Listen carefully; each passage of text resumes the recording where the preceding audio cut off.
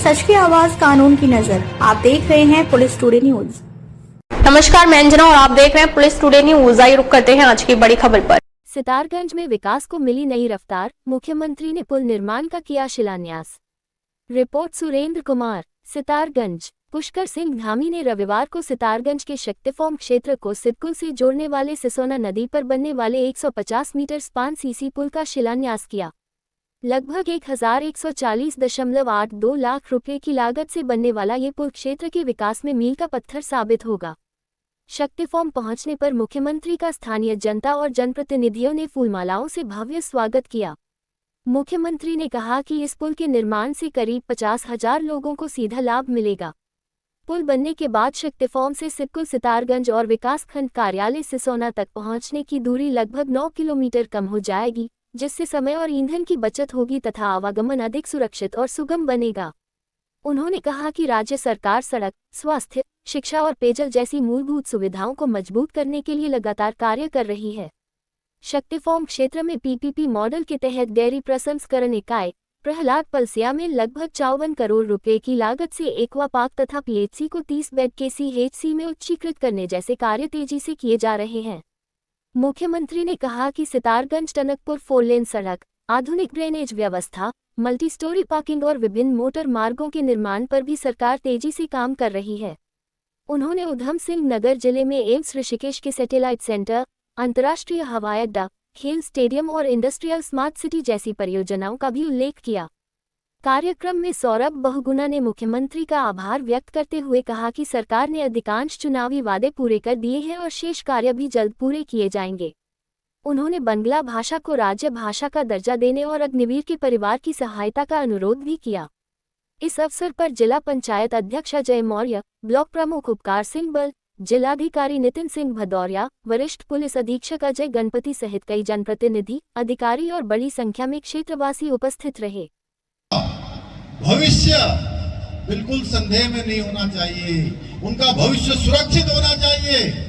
उनको हम ऐसा उत्तराखंड देना चाहते हैं भाइयों बहनों, इसलिए हमने सख्त दंगा रोकने का कानून बनाया है, सख्त धर्मांतरण विरोधी कानून बनाया है। लैंड जिहाद हो, लब जिहाद हो, थूक जिहाद हो, ऐसी मुल्लावादी मानसिकताओं के खिलाफ कठोर कार्रवाई करने का हमने संकल्प लिया है भाइयों बहनों।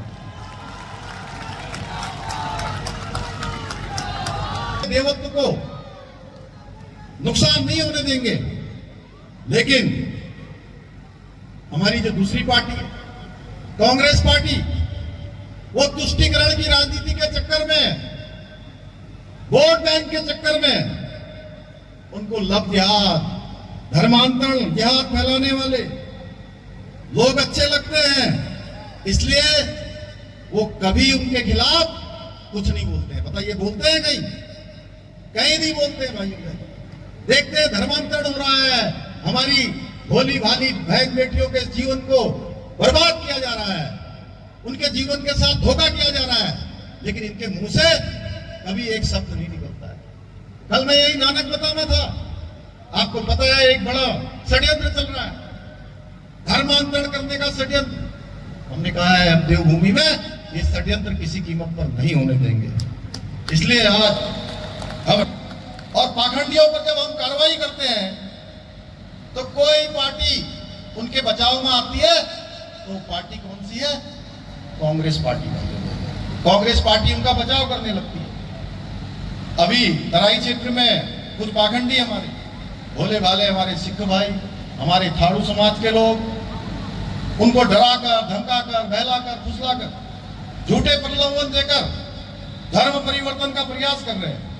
मैं आज इस शक्ति भारत की इस तपस्वी भूमि से कहना चाहता हूं, उन पाखंडियों से स्पष्ट रूप से कह देना चाहता हूं कि ये देवभूमि की पवित्र धरा है और यहां जिसने भी हमारी आस्था, हमारी संस्कृति, हमारे धर्म के साथ खिलवाड़ करने की कोशिश की, तो उसे ऐसा सबक सिखाया जाएगा कि उसकी 7 पुश्तें भी याद रखेंगी भाइयों।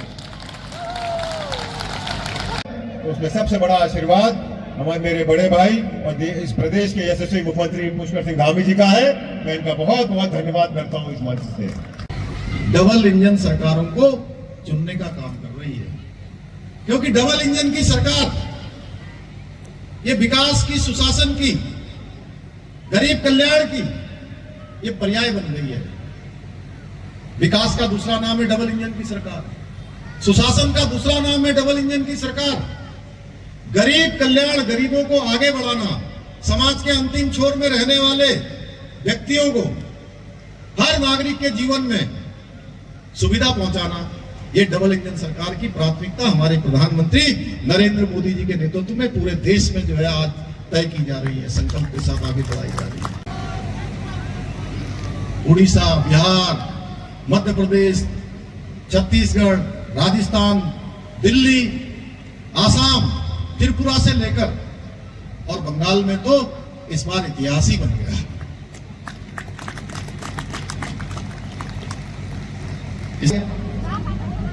हमारी सरकार द्वारा उधमसिंह नगर जनपद और शक्ति भारत सितारगंज कलसिया 54 करोड़ रुपए की लागत से, जिसके बारे में अभी मंत्री जी ने बताया कि एक्वा पार्क का निर्माण भी हो रहा है, जिसका 75% कार्य पूरा हो चुका है। इसके साथ ही हमने शक्ति फार्म क्षेत्र के निवासियों को और बेहतर सुविधाएं उपलब्ध कराने के उद्देश्य से यहाँ का जो पीएचसी था, स्वास्थ्य केंद्र, उसको 30 बेड के सीएचसी में उच्चीकृत करने का भी काम किया है। इतना ही नहीं, आने वाले समय में सितारगंज से टनकपुर जो सड़क है अभी 2 लेन है, इसको 4 लेन बनाने के लिए भी काम कर रहे हैं। जल्दी ही ये 4 लेन का हो जाएगा। वहीं सितारगंज में, शक्ति फार्म में, आसपास के क्षेत्रों में मुझे पता है कि जब मानसून का समय आता है, बरसात का समय आता है, मैं देखता हूं हर बार सौरभ भावड़ा सवेरे सवेरे 5 बजे 4 बजे मुझे फोन करते हैं कि भाई साहब यहाँ तो पूरा हमारे सारी फैक्ट्रियों में पानी घुस गया है। और ये कोकल नदी पर बनने वाले पुल से ये सिटपुल का क्षेत्र, आसपास का क्षेत्र, सिसोना विकासखंड जाने के लिए जो लोगों को एक लंबी दूरी तय करनी पड़ती थी, इसके बन जाने से उनको बहुत मदद मिलेगी, बहुत आसान उनका सफ़र हो जाएगा। अन्य भी बहुत सारी योजनाएं यहाँ पर चल रही हैं।